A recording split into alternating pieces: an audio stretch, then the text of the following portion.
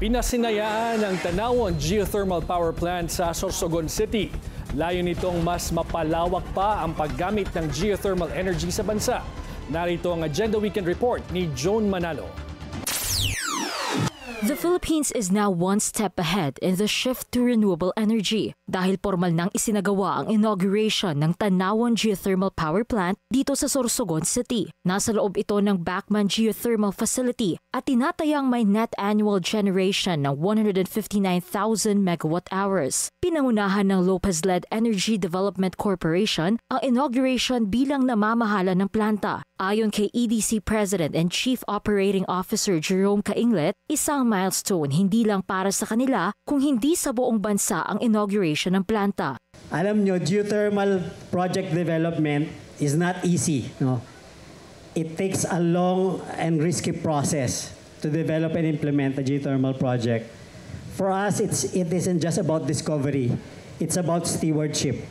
Welcome development din ito para kay Energy Secretary Sharon Garin na nagsabing layon din ng Administrasyong Marcos Jr. na mapalawak pa ang paggamit ng geothermal energy sa bansa dahil dati na rin daw tayong nanguna dito.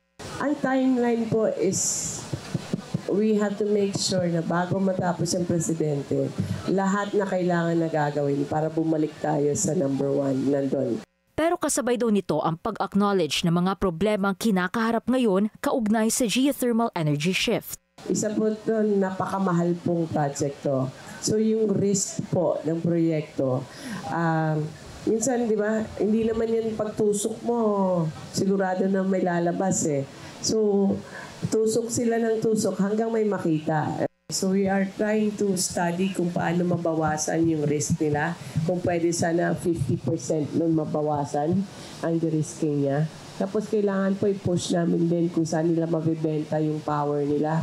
Sisiguraduhin din daw ng DOE katuwang ang EDC at iba pang katulad na kumpanya na magiging sustainable ang geothermal power plants at ang pag-supply ng geothermal energy sa bansa. Nandito tayo ngayon sa Tanawon Geothermal Power Plant sa Sorsogon City, isang 22 megawatt power plant na isa sa mga pamamaraan ng energy sector para maisulong ang paggamit ng renewable energy sa bansa. Dito sa aking likuran, makikita nyo ang kanilang powerhouse kung saan ikino-convert ang steam into electricity. Ayon sa Energy Development Corporation, makatutulong daw ang geothermal energy para mabawasan ang pagtaas ng carbon emissions dito sa bansa.